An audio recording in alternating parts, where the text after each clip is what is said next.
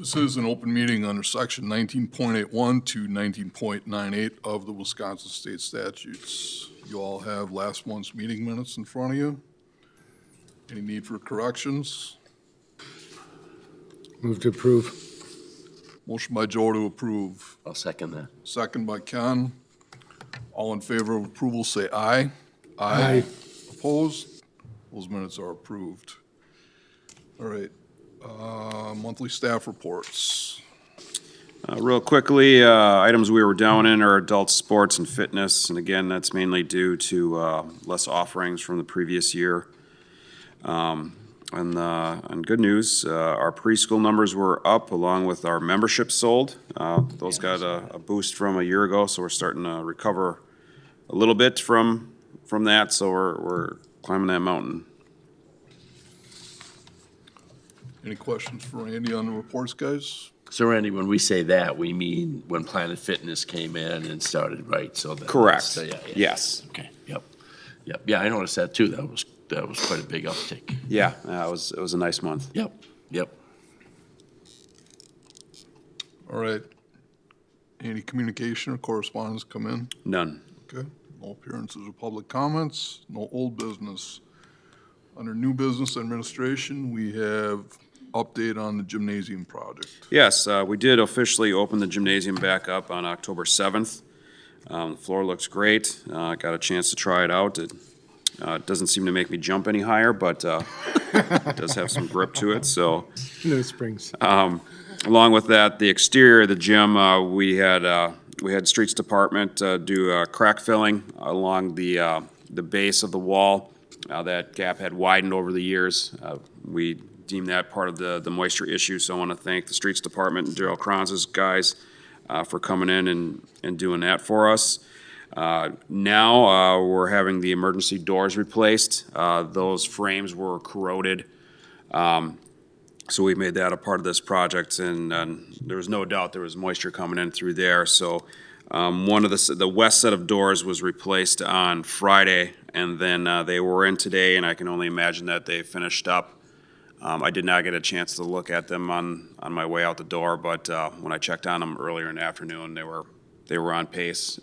If anything, they had to come back and do some minor things, but I'm going to guess that they wouldn't want to come back and finish it up today. Okay. Winter activity guide.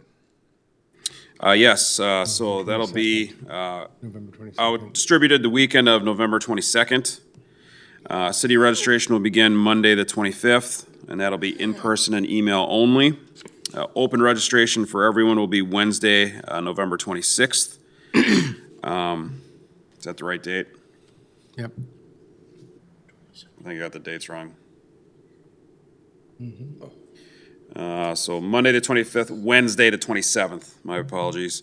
And that would be in-person, email, or online. So all options of registration will be available beginning Wednesday the 27th.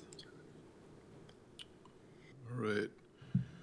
Next, we have an executive summary to reallocate some of the funds for the Parks truck replacement to a Gator. Yes. So as part of the two-year borrowing cycle for 2024-25 for the CIP, a Parks truck replacement was originally budgeted for $33,000 for the year 2025. 16,000 of that was previously already reallocated to help fund the replacement of the indoor pool slide. So that came in front of this body and council earlier this year. Staff would like to utilize the remaining $17,000 to purchase a Gator for the Parks Department.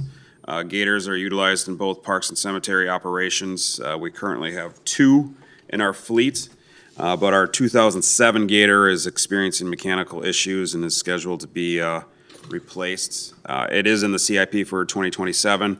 I thought it'd be good to at least give my crew, since I took a piece of equipment away, a new truck, that I'll be able to utilize that rest of that money to get them something that's on their want list and a little early. Joel? So I guess the question I ask is, I mean, do you need the truck? I mean, truly, if you need the truck, then my point would be don't settle for second best because you can afford it, right? I think the best bet to do is to, if you need the truck, you be put in for the truck, and we have to go in for some kind of a, additional funds, required or something to that effect, or we push it into next year into their budget. But I know with the Gators and with the new law that they can drive on the roads, it makes it a little bit more easy. And is this? I just want to settle for second best, right? Okay. You need to get what you need. And I understand you had the budget, I understand, and I, as a council member, I appreciate you being very observant to that. But, if it's a second and they're gonna have to, it's gonna cost you more time, more effort, or whatever it's gonna be to use a Gator opposed to the truck, then let's push for the truck. That's my recommendation. I'm gonna leave it up to you and your staff to decide what you guys want. But, I think that, as the city, and we're getting more parks, we're getting more buildings going in, we're getting more subdivisions going in. If a truck is what you need, a truck is what you need.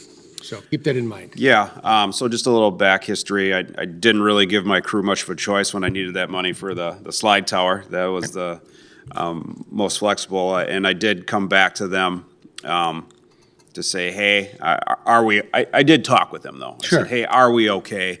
Brian was part of that conversation as well. Is it needed? That it was part of our budget cycle, so it was something that's a need. The one thing I'll say is we had a full staff of 5 seasonals this summer, and we were able to get by on the vehicles that we had. Is it on borrowed time? It's not on its deathbed. And Brian, you can correct me if I'm wrong on that, the vehicle we were looking to replace. No, but it's our 3/4 ton, so this is the one that hauls all the lumber for planking in to get to grave sites. And it's the only one that's rated and heavy enough to haul that amount of wood where we don't have to do multiple trips. It's rough. But we did talk as a group, and, they're understanding gentlemen too, that we know where some of our needs and wants are, I guess is the best way to put it, to step aside a little bit and let the truck pass maybe a year or two, but that's, you never know what's gonna happen. It's really rough condition. And at some point, we hope that we can get by long enough, if this is the case, to stretch it out, that we don't end up sticking in a lot more in it, like a transmission goes or transfer case or something like that on the front end, that we'll never get that money out of it because the body is in that bad a shape. Right.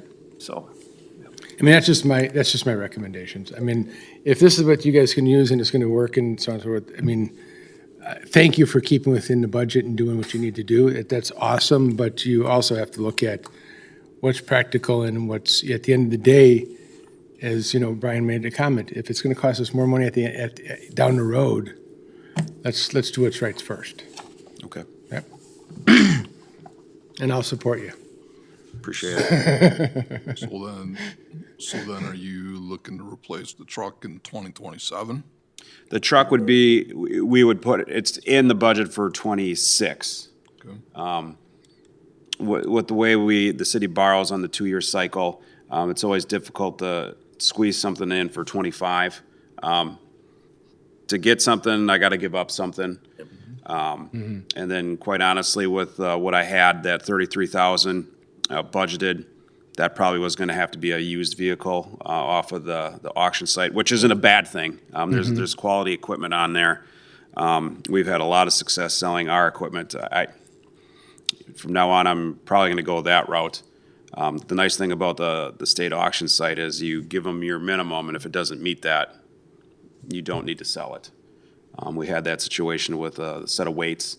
It didn't meet my number, and we pulled it and we reposted it. So, that said, I was able to reevaluate and get the funds that'll be needed for 26. But as Brian said, if something comes up, I'll bring it back to this body and say, hey, we need that truck. This is what we're gonna do to get it. I'm trying to avoid those situations. It had been a tough year with stealing from Peter to pay Paul with some of the projects we had going on this year, but I'm seeing some daylight at the end of the tunnel here, so hopefully we're catching up. All right, I'll motion to approve staff's recommendation. I'll second that motion. Motion by myself, second by Joel. Any other discussion on it? All right. All in favor of approving staff's recommendation to reallocate the 17,000 CIP funds for the purchase of the Parks and Cemetery gator, say aye. Aye. Opposed? The motion carries. Another executive summary, this one for the naming rights for the West Side Park dugouts. So just a little back history here. The replacement of the West Side Park dugouts originally appeared in a 23 CIP. Part of the reason that didn't get finished is the project funding was reliant on donations from other community users, namely the high school, the Hartford Hawks, and the Hartford Baseball Club. Not all those entities were able to contribute what we were looking for various reasons, so that kind of stymied our progress. Through this process, I had been staying in touch with Zurn Builders. I had a contact through Zurn from my time in Watertown, where they had donated a pergola to the Watertown Park system, and I stayed in contact with Alex Spurtle. So we had a meeting recently this fall, going over some project ideas, and I asked, hey, do we have any interest in helping us out with the dugouts? And he did. So fast forward, Zurn Building Products has offered to donate all construction materials for the home and visitor dugouts at an estimated total of $17,000. That would be at their costs. These materials would include lumber, shingles, fascia, soffit, siding, trim, tongue and groove, amongst other miscellaneous screws, nails, and whatnot. SETI staff would construct these dugouts. This agreement would include signage on the dugout to be provided by Zurns. What am I missing here? And then we also, we talked about future material costs as well. There's a 15-year warranty on most of the materials that they're offering. And if it's under warranty or whatnot, they're more than willing to work with us on any replacement needs. And now if, in the event of damaged components due to vandalism, weather-related issues, act of gods, things of that nature, Zurn would agree to replace them at half their costs. I'm willing to bet, depending on what it is, if it's a minor thing, I'm willing to bet that they'd be willing to just offer that. If we're talking, a couple of $1,000s or something along those lines, they'll come back to the agreement. But I was very comfortable with the discussion.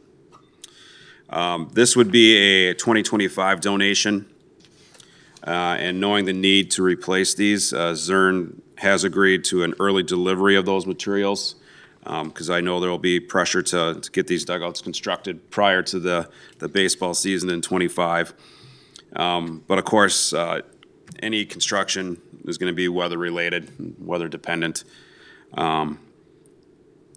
But we seem to be on the same page with that. One other item we're working with now is the floodplain within the park itself. Staff has been working with city planner Jacob Moss and the interim engineer Joe DeYoung from MSA on the floodplain and what needs to be done. I met TJ Byerly of engineering. We were down there. He was measuring it out, so we qualify in places, and other places were short. We're not talking feet, we're talking an inch, maybe or two. So neither Jacob or Joe, that's not their expertise. Joe being from MSA, he's going to reach out to someone with MSA to assist this with us. So there might be some engineering costs to this with the donation from Zurns. and donation from another public user, plus our banner fund. There are funds that we'll be able to utilize. One thing that the Zerns donation won't cover is the concrete. So that'll be something that'll come out of the CIP budget that we do have. But that work, along with the construction of the dugouts, can be done by the park staff if need be. I know Daryl's guys will help us out, but at this time, I don't know that we'll need that.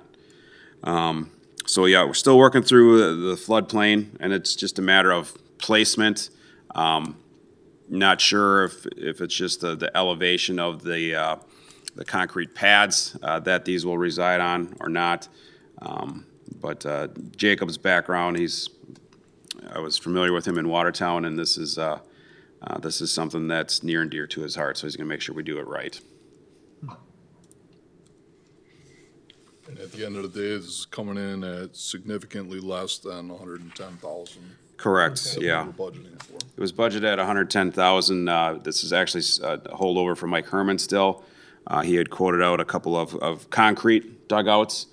So it had been a prefab, similar to the concession building at Independence Park. It would have been built off-site, and they would have hauled it in and just plopped it in and connected it. This is considerably cheaper. Obviously not as durable as concrete, but I'm certainly not one to look a gift horse in the mouth. If we got a community partner that's willing to work with us on a donation, we're very excited about that. Questions or comments, guys?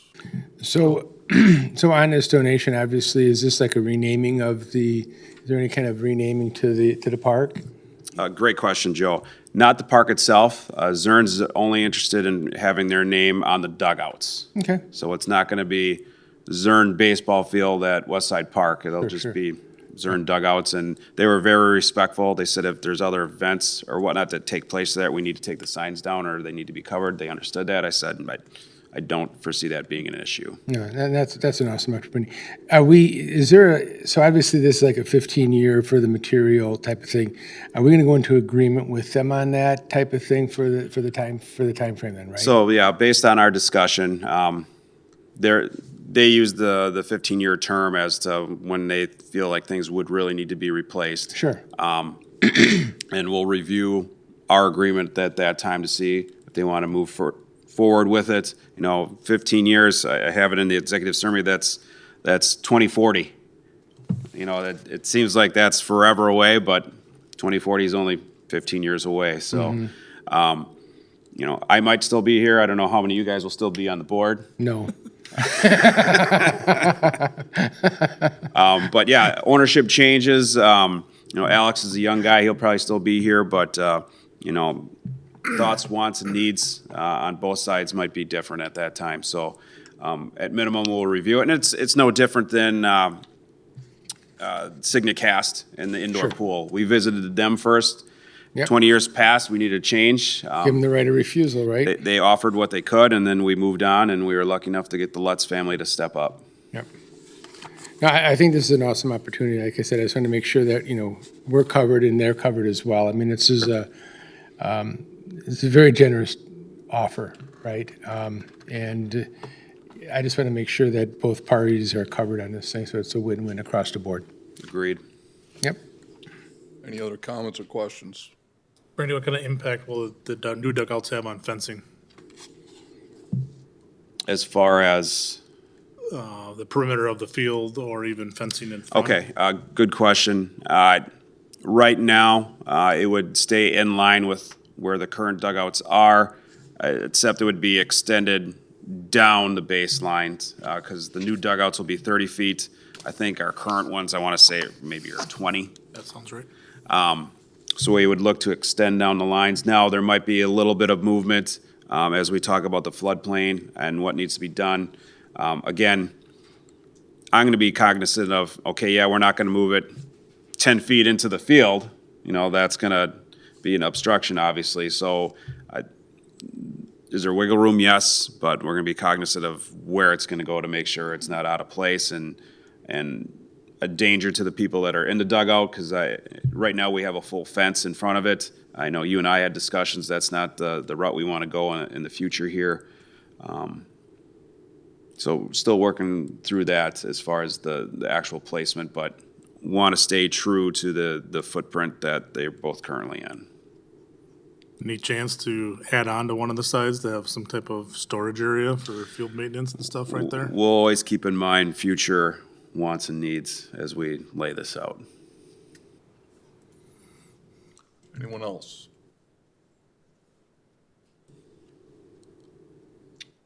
Anyone care to motion? I'll motion to approve. I'll second. Motion by Joe, second by Scott to approve staff's recommendation. Any other comments or questions? There be none. All in favor of giving naming rights to the West Side Park baseball dugouts to Zurn Building Products in exchange for materials to construct new dugouts and continued material donations to maintain them through 2040, say aye. Aye. Opposed? Motion approved, or motion is approved. One more executive summary. This one to approve a service agreement for our elevators. Yes, the city utilizes the elevator company to do maintenance service for the elevators, including this building, City Hall, Library, the Link Building downtown, and the Rec Center. There are 5 elevators total and 1 lift that are maintained. The city has been operating on 3-year service agreements, which our current one is set to expire at the end of this year. Staff sought out 3 proposals for a new 3-year contract. Staff is recommending entering into a service agreement with Northwest Elevator Company out of Slinger. Their 3-year amount is the lowest, and Northwestern has previously held our contract, so they hold the current contract that's expiring. The other company, I don't have it in front of me, that submitted a bid, they had also previously done, MEI. yes, thank you, held our contract. They did good work from what history tells me with the notes I saw from Mike and Brian.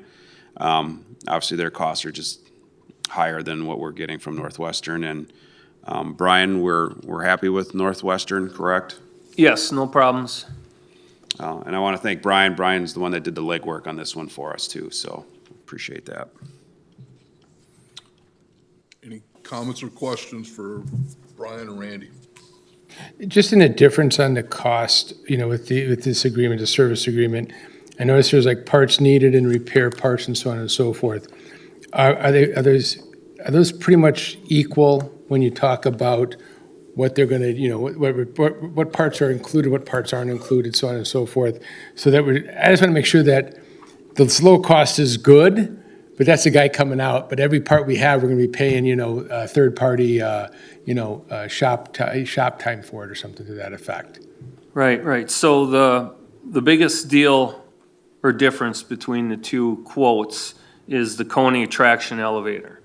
If you see, that's the very top one. That is a elevator that only runs between 2 floors in the police department. And it runs off of rubber belts, mechanical belts and gears, which will wear out eventually, and somebody's gonna have to replace them at that time when it does, whoever has a service contract. So a lot of companies step back from it, or they enhance the cost To cover the to belts. cover that. Right. And that's what you see with one of these companies, and the other one is very comfortable at least for the next 3 years. I don't need to include that into my quote because I believe it's going to last that much longer. And the parts are strictly proprietary to Kone. So they have to purchase them from them.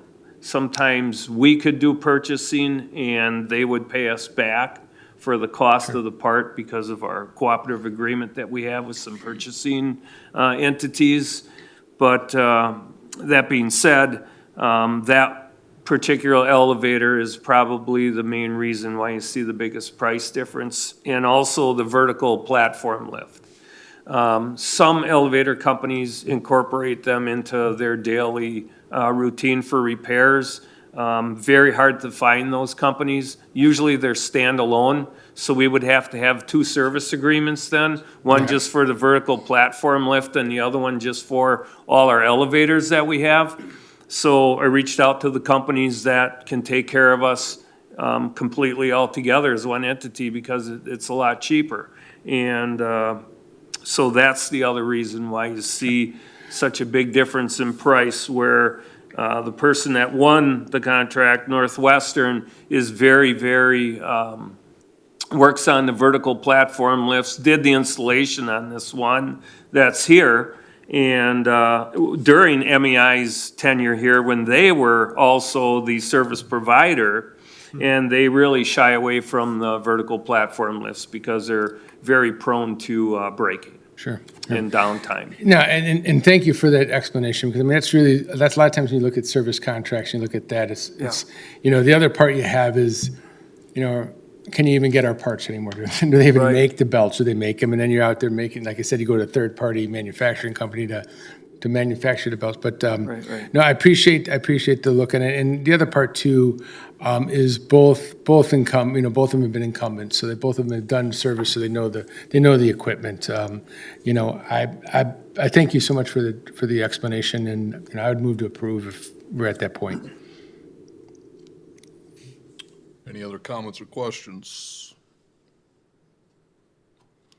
What's your recommendation here? I'd move to approve. Motion to Staff's approve staff's recommendations. recommendation I'll by second Joel. that, Todd. Second by Ken. Yes, sir. Any other questions or comments? There being none, all in favor of approving staff's recommendation to enter into the service agreement with Northwestern Elevator 2 Company Incorporated in Slinger for preventative services at City Hall, Jack Russell Library, Main Street, and the Rec Center, with a 2025 annual cost not to exceed $12,360. Say aye. Aye. Opposed? Motion carries. All right, rec programs and activities, we'll start with craft classes. So we have both an adult class and a child's class for the month of November. So Cheryl runs both of them. She usually does themes every month for the next month. So both of these are Christmas decor themed. So the adult class is on Wednesday the 13th, and it is making 2 evergreen trees into Christmas decor. There are still 4 spots left, so she takes up to 8 people, and she has 4 spots left for that one. And then coming up after that on November 16th, which is a Saturday for the child craft class, they are making 2 birds into Christmas decor. Right now, we do only have 1 signed up, so we are hoping for a couple more on that. Usually she runs it with 2 or 3 people, so hopefully we can get a couple more kids onto that and get some more Christmas gift giving out for them. All right, and Red Cross babysitting certification class. Our class on November 16th, we have 9 signed up, one of those from Slinger and 8 of them from us. She can take up to 12 kids. The Red Cross did change a little bit, so she cannot take more than 12. So there is some more space available. So it's a perfect time for kids to be certified before the holiday breaks come up. Mel, is the date right? Because we have November 9th on our agenda. It is November 16th, sorry. Okay. That is a mistake on the agenda. All right, and toddler playtime? So that started this last week. We have our toddler play in the gym every Monday and Wednesday until spring. So kids can kind of come and play around in the gym, run around as much as they want. We do put out some toys that they can also use. So it's a great way for the very younger kids to come out during the day and have the gym to themselves. All right, we'll move to adult and youth sports and a report on the volleyball league. Our adult volleyball league is overfilled this winter, which is a great problem to have. I'm glad that we kind of figure out how to get it to work. Typically, we take 16 teams total. We ended up having 7 in one and 9 in the other. And we had 2 more teams come forward before our deadline saying we want to play too. They both were in the A-League, so we were able to put them into the A-League, have 9 in each division. So there are buys for each week, but they are able to play an entire round robin for their regular season. And then Randy and I came together and found a way to get them to kind of do a little mini round robin for the postseason. So we were able to get all of the teams in. That's because we got the new gym floor. They all want to play on it It's true. because they think they're going to get more height. Yes, Okay. even though I did. Tell us about the youth volleyball program. Our youth volleyball program, we have 30 kids signed up, which is great right now. We do have spots available for that. It will once again be run by the Hartford Volleyball Club, along with high school varsity volleyball players. And pickup basketball. Pickup basketball starts tomorrow night. As in years past, there is a sign up, there is a limit. They can come in and get wristbands for it earlier. For those that want to play, they do have to bring in their IDs and show it to us in order to prove that they are a resident, in order to either have the $4 or $5 charged to them. And drop-in pickleball. Drop-in pickleball started this week. They can once again pay for a season pass or day-to-day.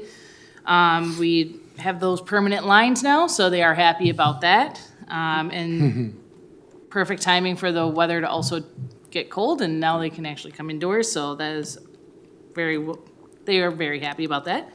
That is on Monday afternoons, Tuesday nights, Wednesday mornings, and Thursday mornings. All right, thank you, Mel. We'll move to aquatics and a maintenance update at Vets Aquatic Center. So last time we met, we knew what the leak issue was. I don't believe at that time we had it scheduled for a fix. That happened shortly after our meeting, so on October 11th, Speedy Clean out of Menasha, they came and installed a 12-inch by 4-foot piece of cured in place pipe. So basically a sock or a tube, if you would, into our 12-inch PVC suction line of the Lazy River.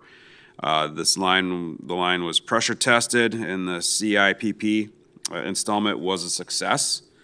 The leisure pool line that we thought we had a similar issue with, they had not tested that prior to them coming out on the 11th. They did test it. They did not find an issue with the pipe, which is good and bad. But from that, it was thought that the continued loss of water was due to not having a complete seal around the plugs. Correct, Brian? We will apply a new caulk around these areas prior to the season next year, and then also once we found this year, once the pool is filled, have someone, whether we're hiring someone or having someone on staff, go down to check the hydrostatic valve in the pool to make sure that isn't being caught open. Brian, did you want to expand on any of that? Yeah, the hydrostatic relief valves are really tricky to control because of the excessive amount of groundwater pressure that's in that particular area. So as we're filling it, we clean them. We think they're good, but when the pool's full, there's no way for us, nobody can hold their breath long enough to go down there, take the covers off, and pop these little 3-inch hydrostatic relief valves, of which there's 6 of them in the deep well. So we felt it was beneficial to have somebody, at least a certified diver. We have to reach out in the community and see, to go down there, take the grate covers off, clean them out once the pool's full. Once the pool is full, the weight of the pool, the valve should never release. The other valves will be releasing in the surge tanks, which are fine because they're not underwater. So that's the plan. Also, the crack that the hydrostatic relief valves are in the main drain valve, which is what they tested and found no leaks in, but made the recommendation to caulk the area around these is also the valve vaults. They said that we should really, even if they look good, because they do look good, they could be sunk in. And then when the water pressure releases, the caulk comes back up, and when the water pressure's on top, it goes down, thus water loss. Still going in. Goes directly into the ground. And so we're also gonna do that this spring and take care of all the recommended issues that they feel we could alleviate any problems in the future if we stick to that plan versus another issue with the pipe, which we hope we never have, so that's where we're at with that. Any questions of Randy or Brian? All right, excellent news, guys. Yeah. All right, we'll move to the Hartford Family Aquatic Center, sponsored by the Lutz Family Foundation, and swim lessons starting tonight, I guess, huh?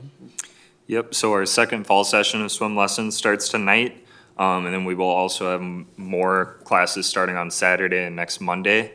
Currently, we have 284 students enrolled in this session, which is an increase of 57 enrollments from last session, where we only had 227. So that increase is nice to see.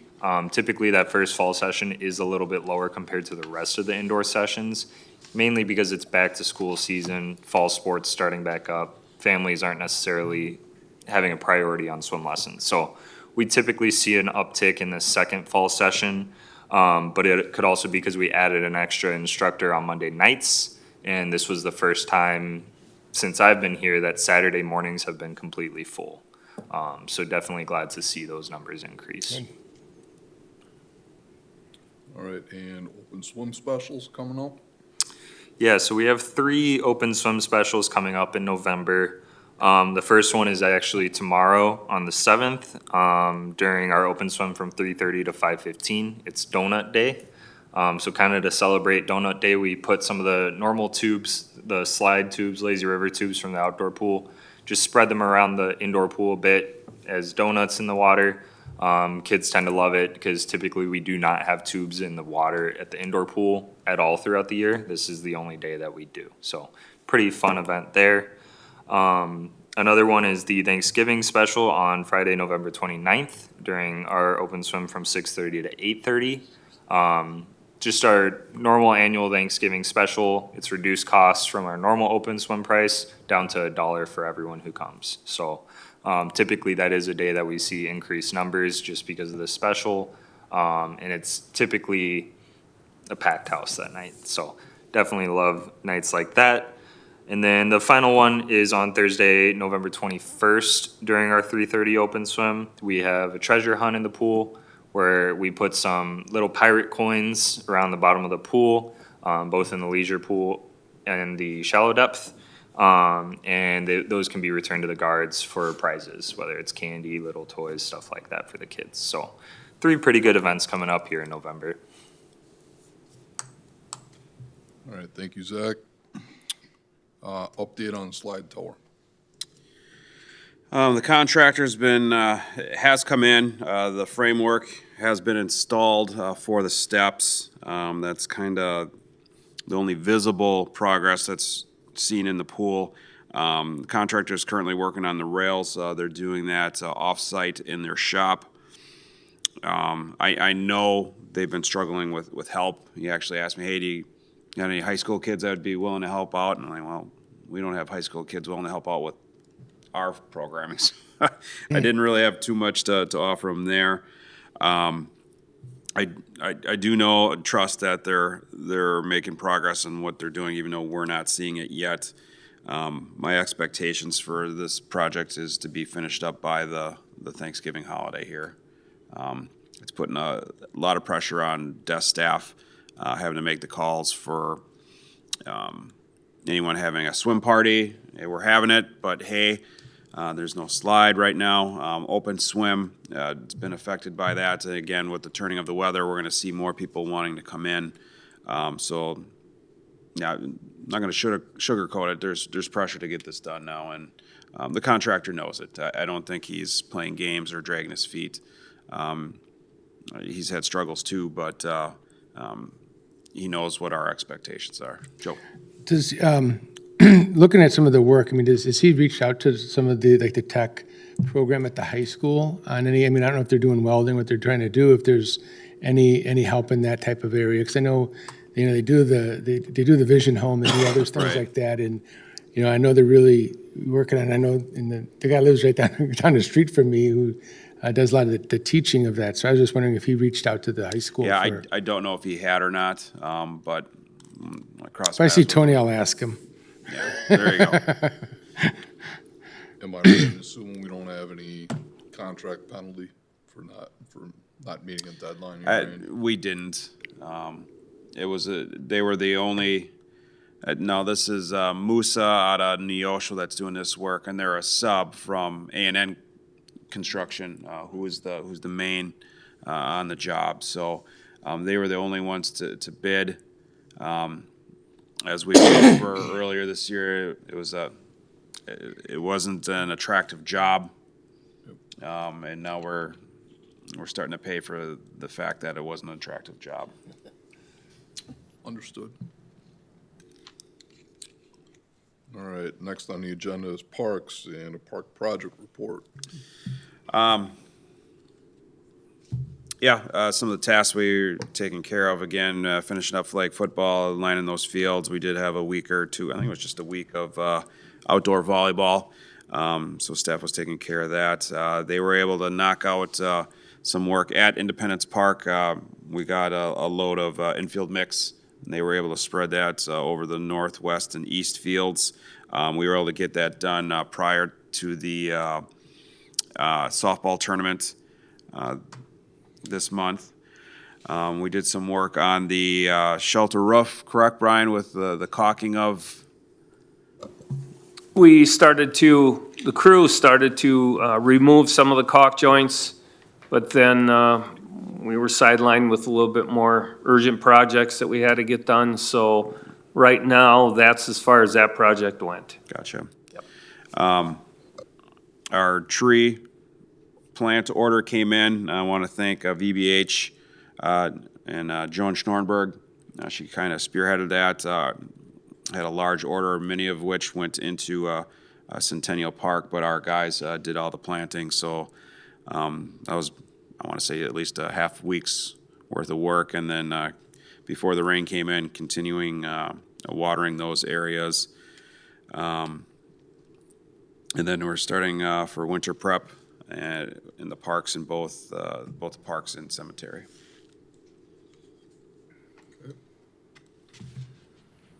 Any commission requests tonight? Anything on your mind, anything you want to see done? I didn't have any requests, but I was gonna say, I saw those pots out at Centennial Park by shelter. They look really nice. I mean, they're very sharp looking. Yeah. So when there's plantings in there, that's gonna look really nice Yeah, out there. again, that's VBH Yep. edition, so they did good there. That's gonna look really nice. Todd, I do have one announcement that didn't make our agenda here. The reindeer run that was scheduled before the Christmas parade this Saturday, we have made the difficult decision to cancel that. Our enrollment was low. Staff has some theories on why that was. Certainly, we're not pointing fingers at anyone else, but tough transition. We didn't have the same parties involved that we did last year. It's not a program we're looking to sunset, and we'll hope to repackage it. And again, the fellow city departments were great in the planning process. I want to thank PD and the streets department. They were both making extra efforts to make sure that race was going to happen. And with our low number, I didn't think it was fair to these other departments to extra time, effort, overtime that'll be paid, even more so for such a low turnout. So staff and I will review it and bring it back next year. Okay. Anything else, guys, tonight? And look for a motion to adjourn then. I'll make a motion. Motion by Ken, I'll second. second by Dan. Old buddy? All in favor of adjournment, say aye. Oh. Aye. Opposed? We are adjourned. Thank you, everyone.